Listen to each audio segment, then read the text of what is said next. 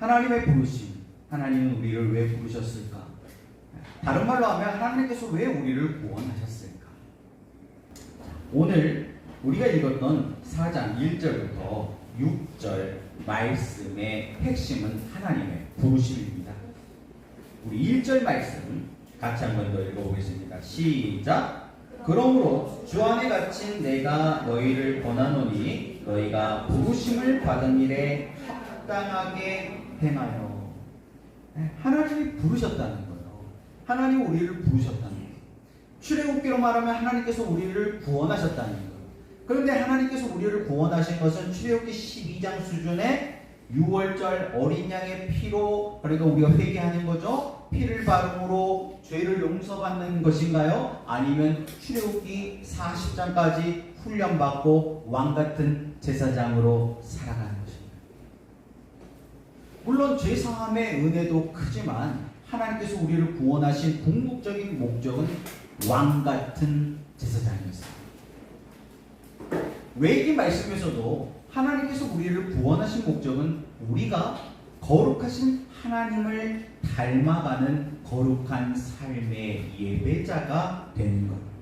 그래서 7대 절기의 그 부요함을 누리고 흘려보내는 삶을 사는 것이었죠. 마태복음으로 말하면 하나님께서 우리를 부르신, 하나님께서 우리를 구원하신 목적은 하나님의 나라를 함께 세워가는 킹덤 빌더가 되는 것이었습니다. 그럼 에베소서에서 말하는 하나님의 부르심은 뭘까요? 바로 그리스도의 몸, 영광스러운 교회로 우리를 부르신다. 그리스도의 몸, 영광스러운 교회가 그리스도의 영광스러운 교회가 되기 위해서는 2절 말씀을 보니까 4가지 혹은 2가지 혹은 1가지, 이게 굉장히 중요하다. 첫 번째가 뭐예요? 모든 겸손과 온유였습니다. 자, 2절 말씀 읽어보겠습니다. 시작! 모든 겸손과 온유로 하고 오래 참음으로 사랑 가운데서 서로 용납하고. 모든 겸손과 온유, 그리고 오래 참음과 용서. 4가지일 수도 있고 2가지일 수도 있고 1가지, 사랑이라는 말로 대체할 수도 있는 이 4가지. 겸손, 온유, 오래 참음, 용납 혹은 용서. 이것은 다 마음에 관한 이야기 혹은 성품에 관한. 수고하고 무거운 짐진 자들아 다 내게로 오라. 내가 너희를 쉬게 하리라. 나는 마음이 온유하고 겸손하니 나의 멍에를 메고 내게 배우라. 예수님이 제자들에게 하신 말씀이에요. 여러분, 수고하고 무거운 짐을 지셨으니까 예수님께 오십시오. 그런데 예수님의 성품이 온유하고 겸손하신데 예수님이 뭐라고 하냐면 이 온유와 겸손은 타고나는 거예요? 배우는 거예요? 배우는 거라는 거예요. 이거는 어떤 특별한 사람들만 타고나는 성품이 아니라 나의 멍에를 메고 함께 배우면 누구든지 그 훈련을 통해서 익히게 되는 습관처럼 길들여지는 성품이라는 거예요. 그렇다면 우리가 모든 겸손과 온유의 성품 혹은 그 마음을 갖기 위해서 훈련을 받아야겠죠. 배워야 하는 것입니다. 겸손의 반대가 뭐죠? 교만이죠. 그런데 성경이 말하는 겸손과 교만은 우리가 아는 것과 약간의 차이가 있었죠. 마태복음에서 우리가 다 공부한 거예요. 마태복음에서는 뭐가 교만이고 뭐가 겸손이었어요? 기준은 판단이죠. 판단. 스스로 판단하면 교만이 되고 스스로 판단하지 않아. 그냥 예수님이 말씀해 주신 대로, 그냥 가르쳐 주신 대로, 이렇게 하라는 대로 그대로 순종해. 그러면 그게 겸손이었어요. 그러니까 순종과 불순종이라고. 자, 우리가 배웠던 공감소통 대화법으로 얘기한다면 판단. 어떻게 판단했죠?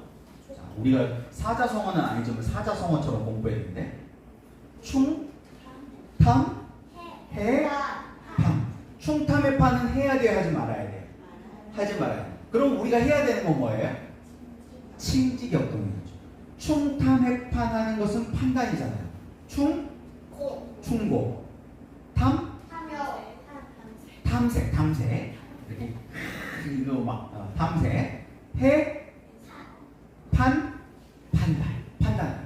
내가 스스로 하나님이 돼가지고 내가 내 기준대로 판단하는. 하나님의 기준이 아니에요.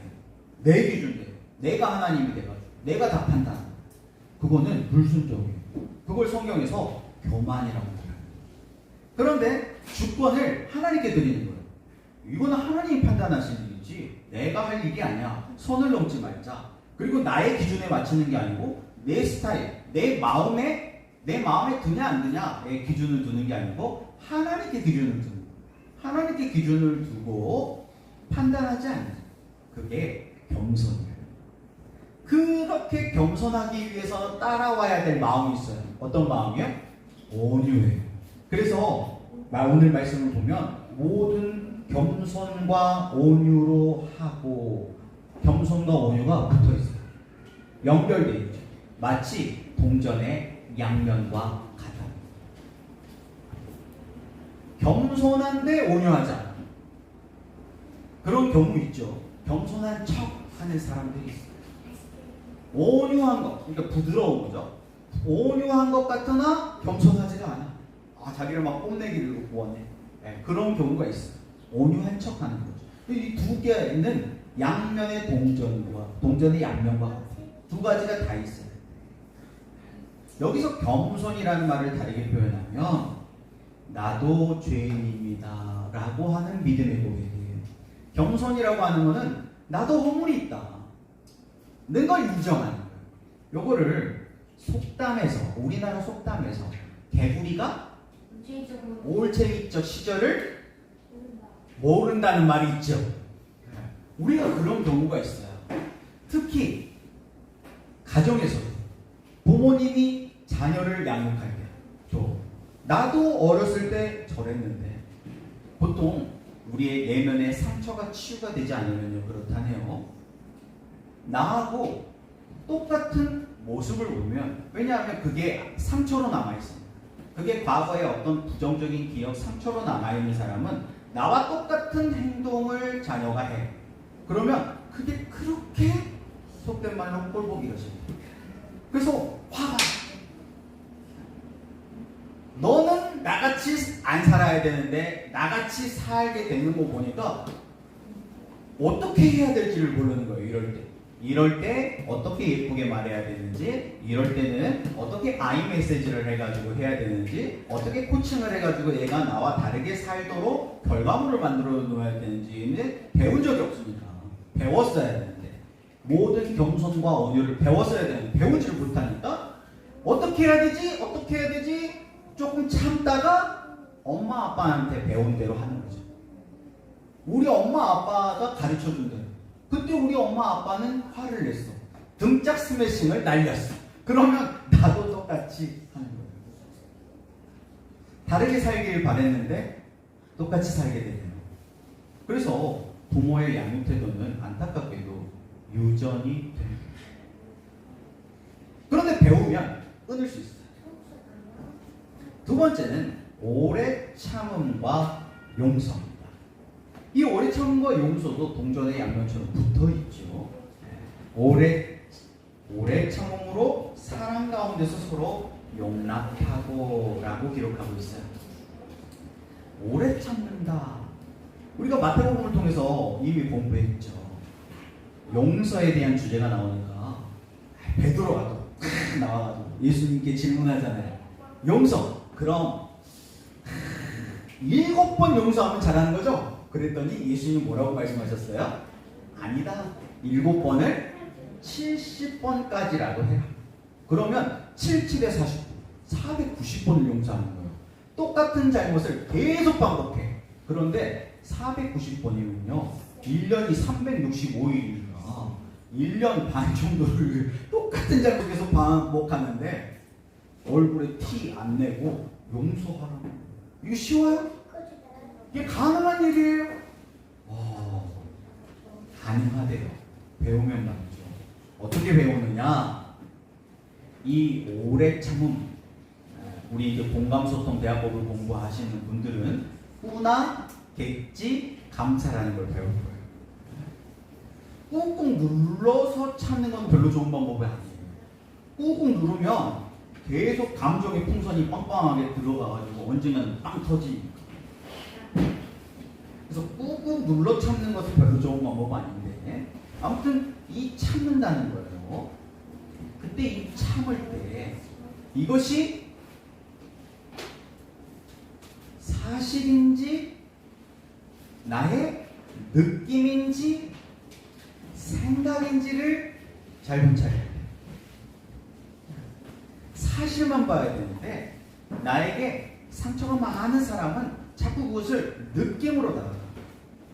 특히 우리 여자분들이 미성숙할 경우에는 타고난 것들이 있어요. 우리 여성들 뭐가 있죠? 안테나? 촉이라는 게 있어요. 촉. 그런데 이 느낌, 이 촉을 가지고 하나님은 그리스도의 영광스러운 교회 살리는 일을 감당하라고 우리 여성들에게는 특별히 이 촉을 줬는데, 이 촉으로 충탐에 반하는데 심지격동하는데 이 촉을 사용하는 게 아니고 충탐에 반하는데 이 촉을 사용하게 되면 주변이 다 죽죠. 하나 걸려봐라. 그러면 힘들어요. 이 촉이. 촉. 그리고 남자분들은 직관이라는 게 있죠. 직관. 감. 촉. 감. 그래서 다른 이야기로 하자면 주식 투자 같은 거 하시나 모르겠는데 주식도 배워가지고 투자를 해야 되지, 촉과 감을 믿고 투자를 하다가 어떻게 돼요? 망하죠. 큰일 납니다. 그런 것처럼 배워야 돼요. 훈련해야 돼요. 그래서 이 오래 참는다 그럴 때 그냥 단순히 그냥 참지 말고 있는 그대로 사실 그대로를 바라보고 사실 그대로 받아들이는 훈련이 좀 필요해요.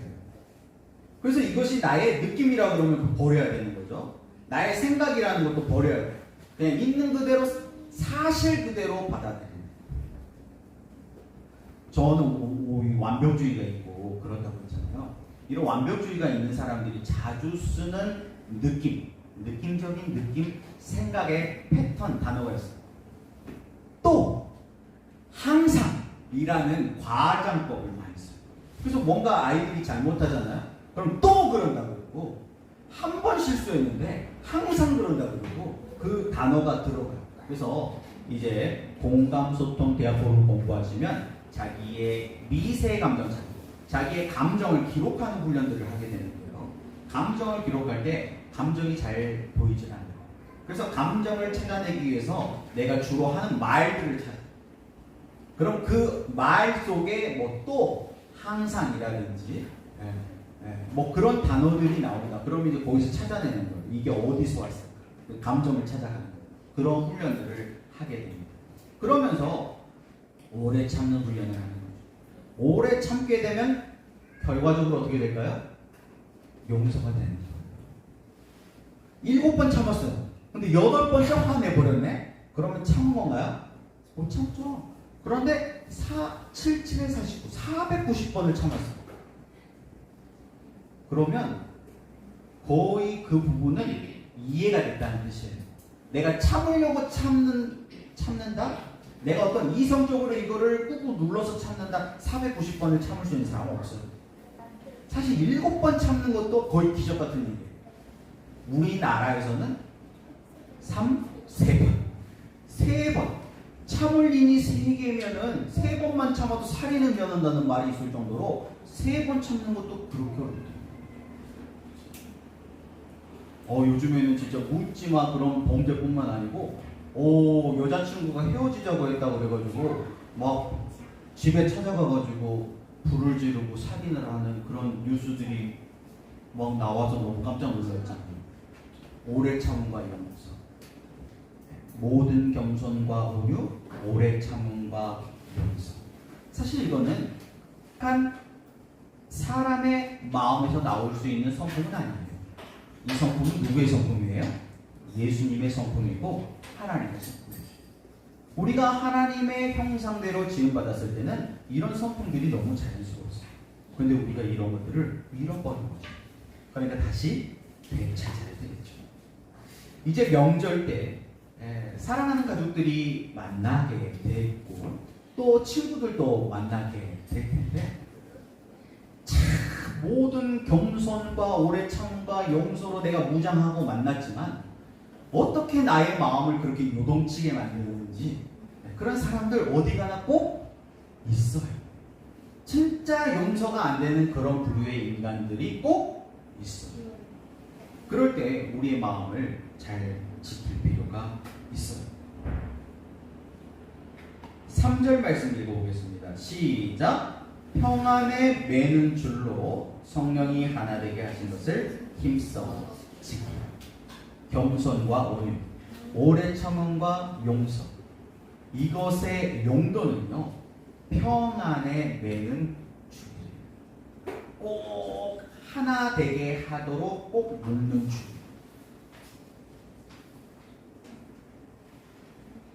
여러분은 평안에 매는 줄입니까?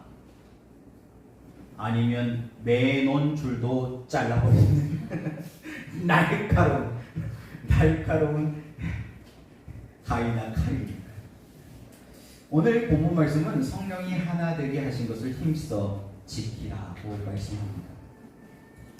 제가 이제 공감소통 대화법을 훈련하시라고 제안을 했더니 한 분이 그런 말씀을 하시더라고요. 목사님, 저 지난번에 또 훈련 받는데 너무 힘들었어요. 그래서 뭐가 그렇게 힘들었냐 이렇게 물어봤더니 그것을 저 혼자 공부하니까 너무 억울했어요. 근데 저도 그런 경험을 했었거든요.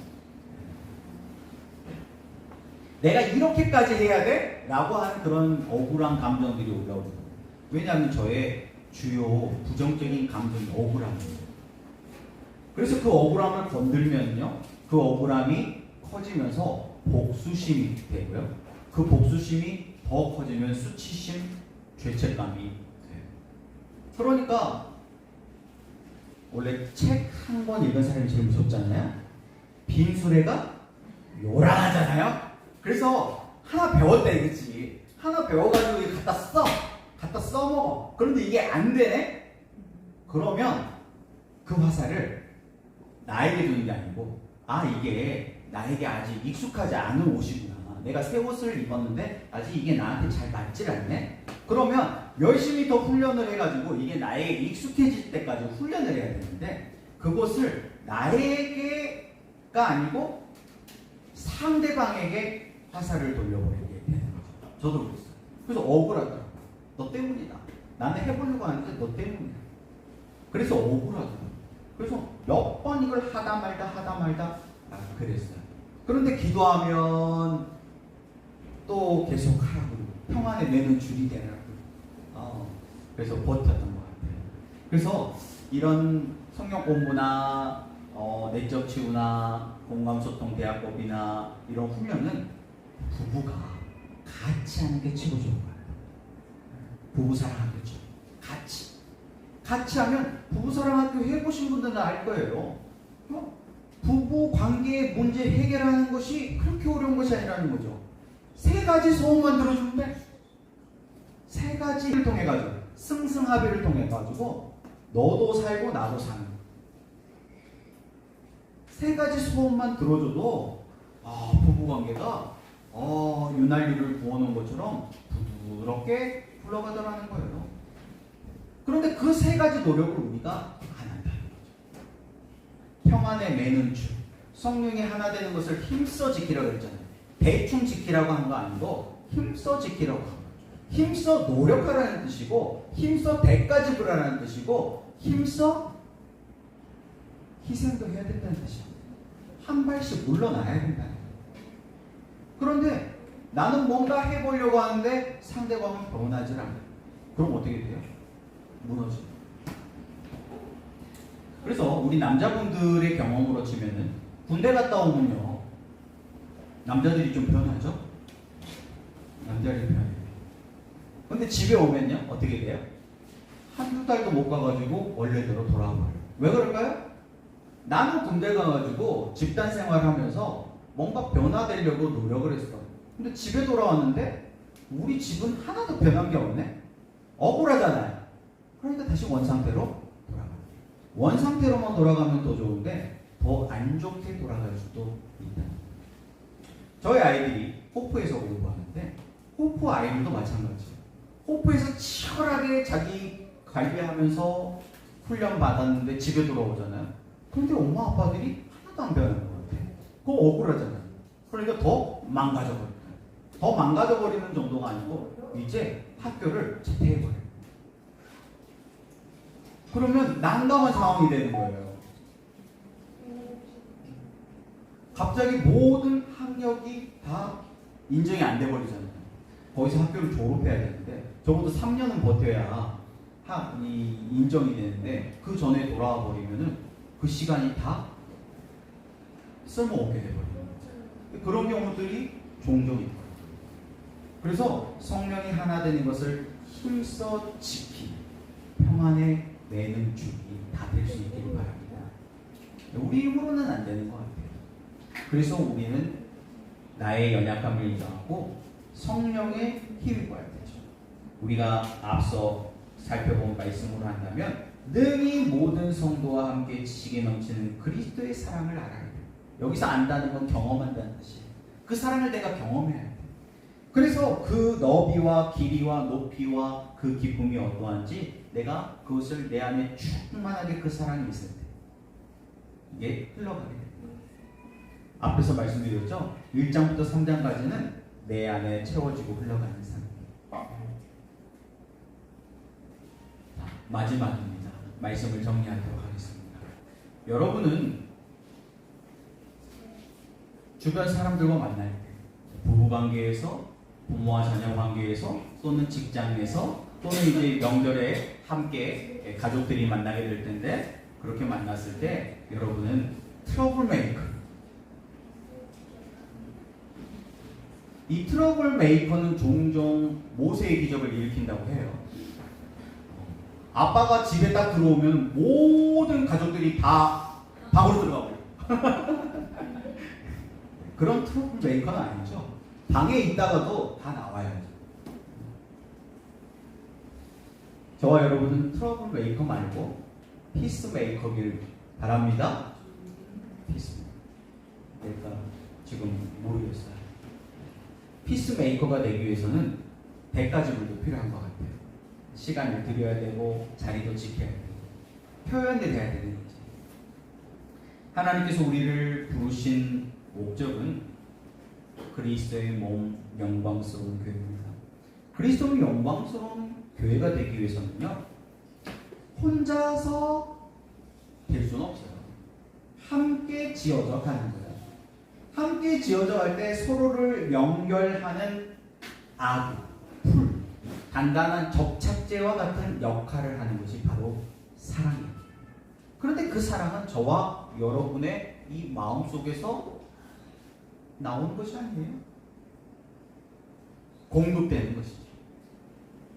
우리가 그리스도의 그 사랑 안에 뿌리를 깊이 내리고 있을 때 그 넓이와 그 길이와 그 높이와 그 깊이를 알 수 없는 그 사랑이 우리 안에 공급이 되고 그 사랑이 우리 안에서 나가게 될 때, 흘러가게 될 때 우리 주변이 다 사랑하는 피스메이커가 될 수 있습니다. 이 에베소서 말씀과 짝이 되는 골로새서 말씀을 봤더니 좀 더 구체적인 말씀들이 있어요. 그걸 어떤 작가님이 그림으로 표현을 했더라고요. 옷으로 말이죠. 자, 너희가 전에 어둠이었더니 이제 주 안에서 빛이라고, 빛의 자녀들처럼. 그러려면 꼬질꼬질한 옛날 옷은 벗어버려야 되겠죠?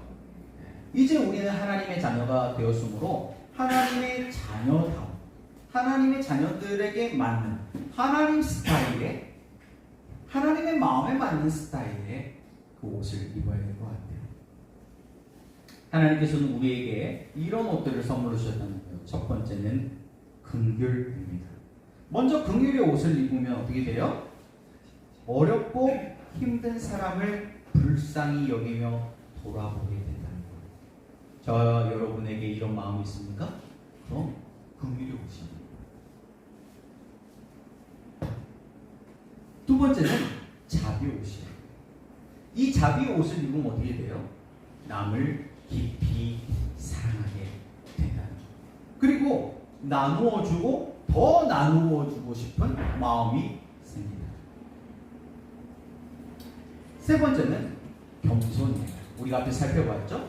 이 겸손의 옷을 입게 되면 나를 뽐내는 것보다 남을 높여주는 거예요. 남을 존중하는 마음이 생겨나죠. 네 번째는 온유의 마음, 부드러운 마음이라고 할 수 있죠. 이 온유의 옷을 입으면 신기하게 성격이 온화하고 부드러워집니다. 네 번째는 다섯 번째는 오래 참음의 옷입니다. 또 오래 참음의 옷을 입게 되면 절대 포기하지 않는 마음이 생깁니다. 그래 나 그만할래가 아니고 오래 참음의 옷을 입으면 또 한 번 견디고 또 한 번 그만 1cm의 귀중함을 아는 거죠. 제일 중요한 거. 다른 거를 다 포함한 제일 중요한 게 뭐예요? 이 모든 것 위에 무엇을? 사랑의 허리띠를 줬다. 이 사랑이 모든 것을 다 묶는다. 평안에 매는 줄, 그것이 바로 사랑이라는 거예요. 사랑. 그런데 이 사랑은 우리에게 없잖아요. 그래서 나에게 이 사랑을 달라고 기도할 필요가 있죠. 그것이 성령 충만의 비결이에요.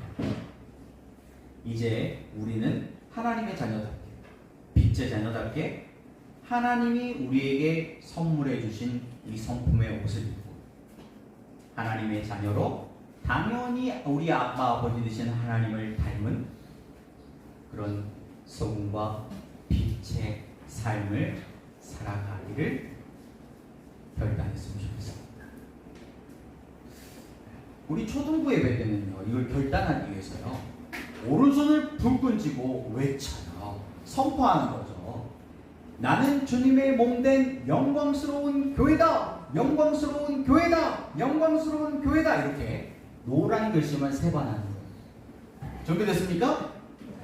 이렇게 하나님의 자녀답게 하나님이 우리에게 선물해 주신 옷을 입고 살아가기로 결단하시는 분들은 오른손을 불끈 쥐고 외쳐보겠습니다. 시작! 나는 주님의 몸된 영광스러운 교회다! 영광스러운 교회다! 영광스러운 교회다!